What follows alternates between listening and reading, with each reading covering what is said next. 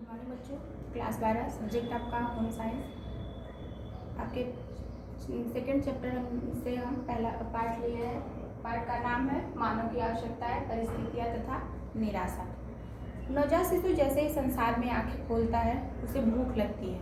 वो अपनी भूख को रोकर दूसरों को समझाता है और जैसे उसको दूध पिला दिया जाता है वो चुप हो जाता है। बस ज़रूरतें जो होती है वो जन्म से ही शुरू हो जाती है। सभ्यता तथा संस्कृति के विकास के साथ साथ मानव की आवश्यकताएं जो है वो भी बढ़ती जा रही है। सामान्यतः इच्छा और आवश्यकता में अंतर पाया जाता है।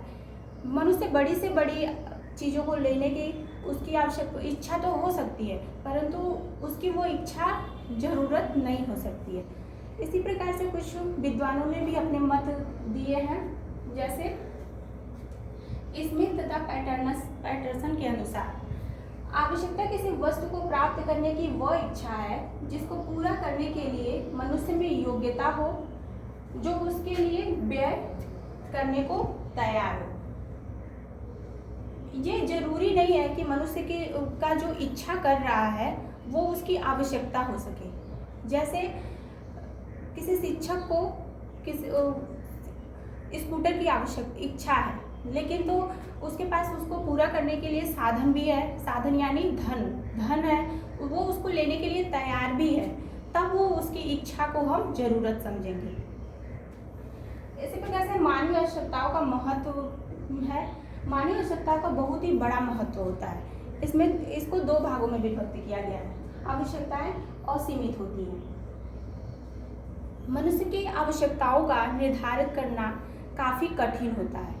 ये असीमित होती हैं तथा इसके विभिन्न रूप भी होते हैं। मानव की आवश्यकताओं का पैर इतना लंबा होता जा रहा है कि उसे पूरा करने के लिए इतनी लंबे चादर की आवश्यकता पड़ती है कि मनुष्य उसको पूर्ण करने के लिए कभी कभी उसे गलत काम भी करना पड़ जाता है। लेकिन तब भी जो होता है मनुष्य की आवश्यकता का संतुष्टि नहीं हो पाता है। इसी प्रकार से अगला आपका है आर्थिक क्रियाओं की जननी। आवश्यकता की अनुभूति होने पर व्यक्ति नई नई क्रियाओं को करता है, उसे पूर्ण करने के लिए साधन जुटाता है। साधन का अर्थ होता है धन एकत्र करना। तो धन एकत्र करता है, जैसे कि श्रमिक हो गया, अध्यापक हो गए, ये लोग क्या होता है कि कार्य करते हैं धन एकत्र करने के लिए। इसी प्रकार से दुकानदार जो होता है दुकान चलाता है धन एकत्र करने के लिए। तो किसी भी तो जो आवश्यकता हमारी होती है वो आर्थिक क्रियाओं की जननी होती है।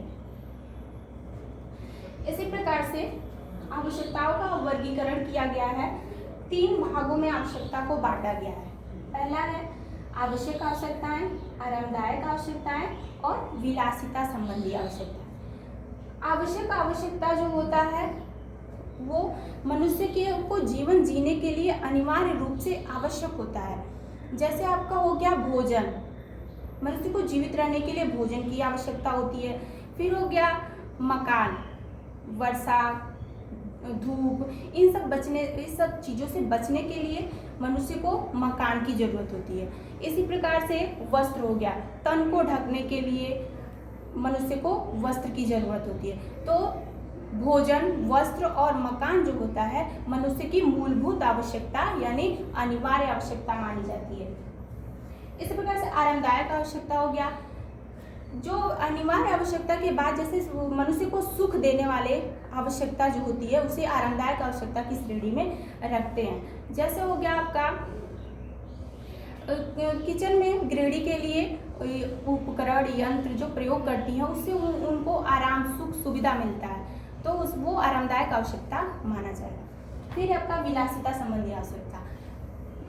अनिवार्य आवश्यकता, आरामदायक आवश्यकता के बाद जो चीज़ों की जरूरत होती है उसे विलासिता संबंधी आवश्यकता की श्रेणी में रखते हैं। जैसे ये जो होता है उच्च वर्ग के लिए, जैसे मनुष्य जो होता है ज़्यादा धन एकत्र कर लेता है तब इस चीज़ की जरूरत पड़ती है।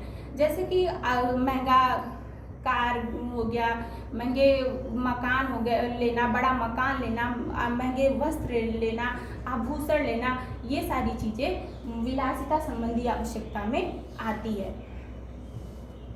ये हो गया। अब हम आपको बताते हैं निराशा। निराशा क्या है? निराशा जो होती है, जब व्यक्ति की इच्छा की पूर्ति नहीं हो पाती है, तब जब उसके मन में कुंठा की भावना आती है, उसे निराशा उत्पन्न होता है, तो उसको हम निराशा और भग्नाशा दोनों कह सकते हैं। जब मनुष्य की आवश्यकता पूर्ति नहीं हो पाती है, तब उसमें भग्नाशा उत्पन्न होता है। ठीक है, धन्यवाद।